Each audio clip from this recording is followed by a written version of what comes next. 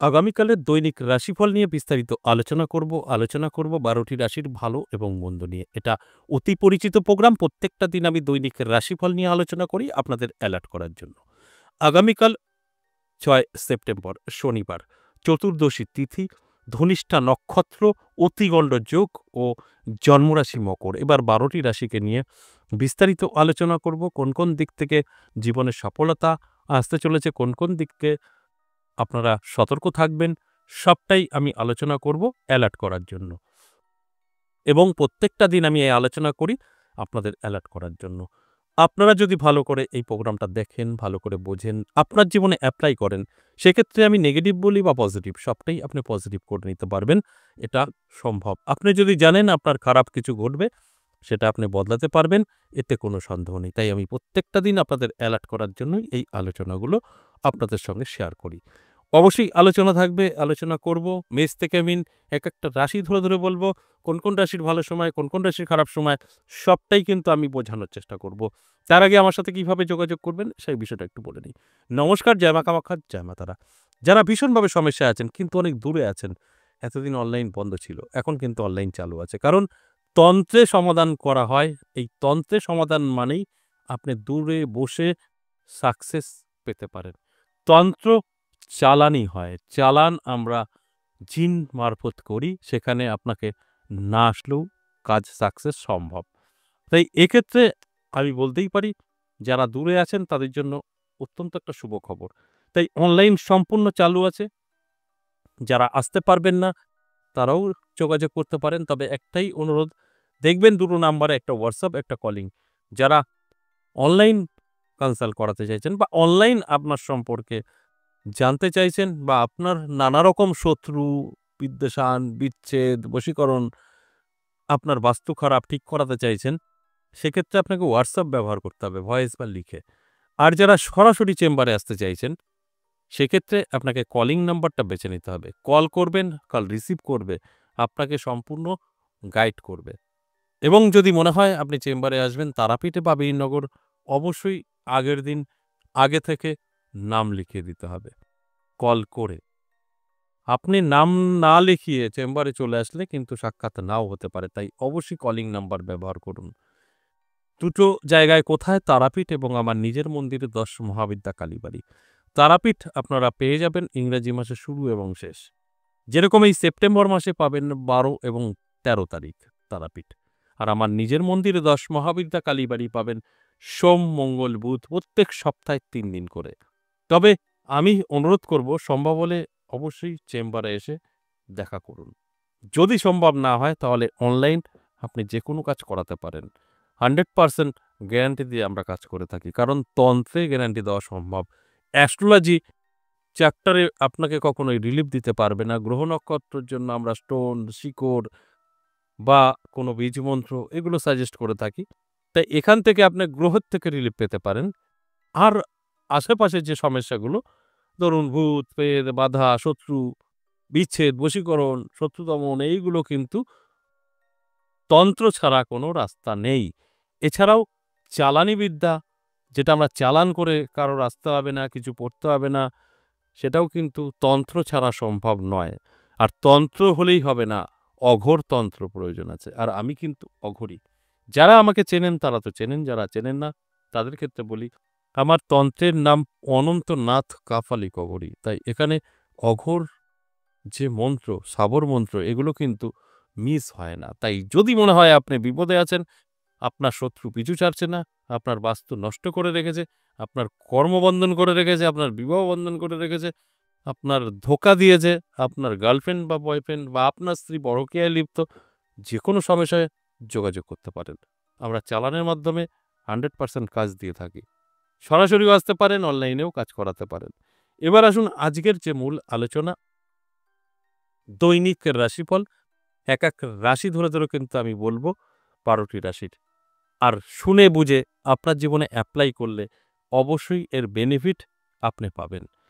প্রথমেই মেষ রাশি। মেষ রাশির জাতক জাতিকাদের কিন্তু অনেক হিসাব করে পা ফেলতে হবে। আপনার সময়টা আগামীকাল কিন্তু খুব একটা ভালো যাবে না।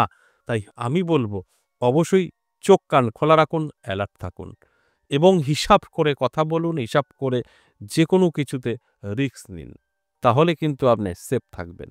বৃষ রাশির ক্ষেত্রেও বলব স্বাস্থ্য আপনার সাথ দেবে না এবং মান যশ খ্যাতি কমে যেতে পারে। তাই স্বাস্থ্যের যত্ন নিন, রিচ খাবার থেকে দূরে থাকুন, তাহলে অনেকটাই আপনি কন্ট্রোলে রাখতে পারবেন। তাছাড়া কিন্তু আপনার কিছু হলেও স্বাস্থ্য খারাপ হতে পারে। মিথুন রাশির জন্য যথেষ্ট শুভ।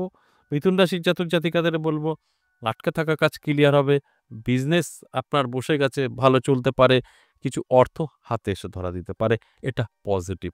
তাই অ্যালার্ট থাকার অনুরোধ রইল। কর্কট রাশির ক্ষেত্রে বলব সব ঠিকঠাক থাকলেও সম্পর্ক নষ্ট হতে পারে। আপনি লাভ রিলেশনে থাকলে সতর্ক হয়ে যান। বিবাহিত জীবনেও সমস্যা তৈরি হতে পারে। তাই অ্যালার্ট করার জন্যই এই আলোচনা। চোখ কান খোলা রাখুন, অ্যালার্ট থাকুন। দেখবেন আপনি সবটাই আপনার কন্ট্রোলে রাখতে পারবেন। সিংহ রাশি যথেষ্ট শুভ। সিংহ রাশির জাতক জাতিকাদের বলব আপনার যদি কোনো সুযোগ আসে সেটাকে গ্রহণ করবেন। আপনার জীবনে যদি কোনো যোগাযোগ তৈরি হয় সেটা কাজে ব্যবহার করবেন।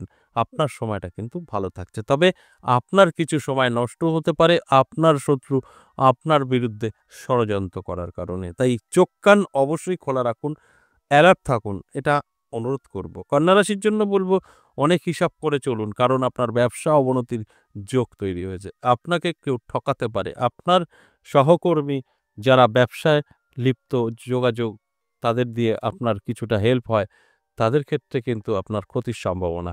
তাই অ্যালার্ট থাকাটাই আপনার জন্য কিন্তু ভালো। চোখ কান খোলা রাখুন, অ্যালার্ট থাকুন। এরপর তুলা রাশি। তুলা রাশির জাতক জাতিকাদের কিন্তু যথেষ্ট শুভ সময় থাকছে। তুলা রাশির জাতক জাতিকারা যারা আছেন, আমি বলব চোখ কান খোলা রাখুন। আপনার জীবনে সুযোগ এবং যোগাযোগ কিন্তু তৈরি হবে। যে সুযোগ, যোগাযোগ আপনার জীবনকে সম্পূর্ণ বদলাতে পারে।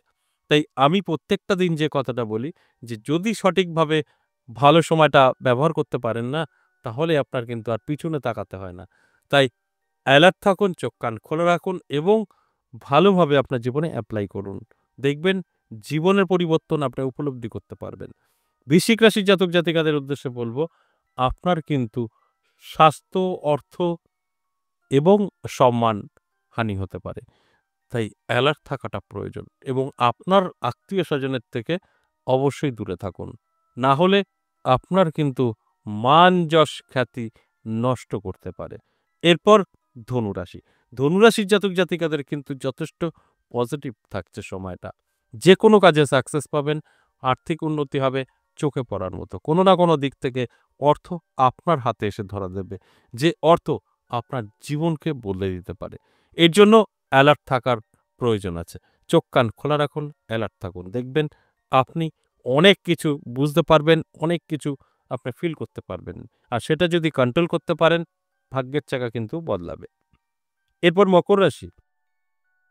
মকর রাশির জাতক জাতিকাদের ক্ষেত্রেও কিন্তু যথেষ্ট পজিটিভ থাকছে শুভ সময়। এই শুভ সময় আপনার জীবন বদলে দিতে পারে। তাই মকর রাশির জাতক জাতিকাদের উদ্দেশ্যে বলব অ্যালার্ট থাকুন, চোখ কান খোলা রাখুন। আপনার জন্য সময়টা অতি শুভ। বেকার থাকলে বেকারত্ব দূর হতে পারে। ব্যবসা কম ভালো চলছে না, ব্যবসা ভালো চলতে পারে এবং নানা দিক থেকে আপনি কিন্তু সুযোগ সুবিধা পেতে পারেন। তাই আমি বলব অ্যালার্ট থাকুন, চোখ কান খোলা রাখুন, চেষ্টা পরিশ্রম চালিয়ে যান, জীবনে সফলতা আপনার আসবেই। এবং কুম্ভ রাশির জাতক জাতিকাদের বলব একটু সাবধানতা অবলম্বন করুন। ছোটখাটো চোট লাগা, আঘাত লাগা, অ্যাক্সিডেন্ট এগুলো হতে পারে। যদি একটু অ্যালার্ট থাকতে পারেন এগুলোকে আটকাতে পারবেন। এটা সম্ভব। আমি সবসময় বলি আমরা যদি অ্যালার্ট থাকি তাহলে আমরা যেকোনো কিছু আটকাতে পারি। এটা কিন্তু সম্ভব। তাই অ্যালার্ট করার জন্যই আমার এই আলোচনা। অ্যালার্ট থাকলে আপনি কিন্তু অনেকটাই সেফ থাকতে পারবেন। সর্বশেষ মীন রাশি। মীন রাশির জাতক জাতিকাদের আমি শুধু বলব বিবাহিত জীবনে কিছুটা সমস্যা আসতে পারে। অন্যান্য দিক থেকে কিন্তু যথেষ্ট শুভ থাকবে। তাই আপনি বিবাহিত অবশ্যই হিসাব করে কথা বলুন এবং সম্মান করার চেষ্টা করুন আপনার স্ত্রী বা আপনার স্বামীকে। তাহলে এই দিনটি অর্থাৎ আগামীকাল ভালো থাকতে পারবেন। আর তা না হলে এই ছোট সমস্যা থেকে বড় ধরনের একটা সমস্যা তৈরি হতে পারে। এতক্ষণ যে মেষ থেকে মীন ১২টি রাশি নিয়ে আলোচনা করলাম এটা সম্পূর্ণ এভারেজ এবং সর্বজনীন। এখানে কারোর ব্যক্তিগত জন্মছক বা হস্তরেখা বিচার বিশ্লেষণ করে আলোচনা করা হয়নি। তাই এখানে দাঁড়িয়ে প্রত্যেকের সাথে মিলবে আমি কখনো বলি না। 50% 100% মিলবে। আজ এ পর্যন্তই, আবারও আসবো নেক্সট ভিডিও নিয়ে। ততক্ষণ ভালো থাকুন।